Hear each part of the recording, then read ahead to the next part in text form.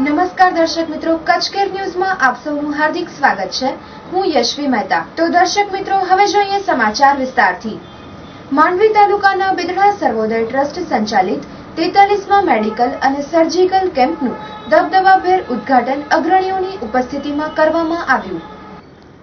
જાહેર જીવનમાં ભાગ્યે જ જોવા મળે તેવું સ્તુતિકર પ્રદાન કચ્છમાં દિલેર શ્રેષ્ઠીદાતાઓએ આપ્યું છે।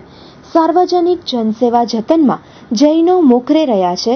અહીં 43 વર્ષમાં 45 લાખ લાભાર્થીઓને આરોગ્ય સેવા સંપન્ન કરાઈ એ નાની સૂની વાત નથી એમ બિદડા સર્વોદય ટ્રસ્ટ સંચાલિત શાહ કલ્યાણજી માવજી પટેલ આરોગ્યધામ પરિસરમાં 43મા મેડિકલ અને સર્જિકલ કેમ્પના સમારોહના પ્રમુખ પદેથી કચ્છના સાંસદ વિનોદભાઈ ચાવડાએ કહ્યું હતું।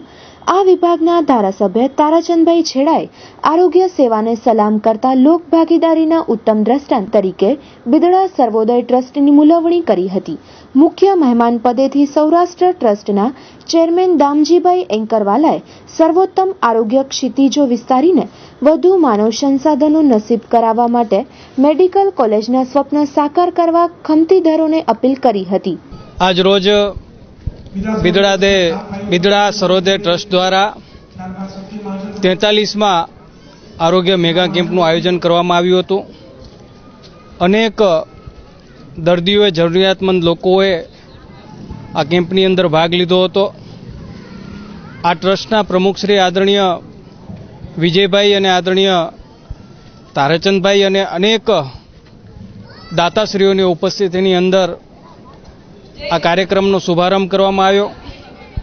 આ કાર્યક્રમની વિશેષતા આદરણીય માતૃશ્રી હેમલતાબેન અને પૂજ્ય હંસરાજભાઈ, જેમની વર્ષગાંઠને 50 વર્ષ પૂર્ણ થયા, ત્યારે એમણે આજે મુખ્ય દાતાના સ્વરૂપે આજે આ કેમ્પની અંદર અનેક દર્દીઓને સેવાનો લાભ આપ્યો હતો। બિદડા સર્વોદય ટ્રસ્ટ છેલ્લા અનેક વર્ષોથી કામ કરી રહ્યું છે અને બચુભાઈ રાંભિયા આ સંસ્થાના સ્થાપક છે। અત્યાર સુધી 45 લાખ દર્દીઓએ આ ટ્રસ્ટની અંદર સેવાનો લાભ લીધો છે।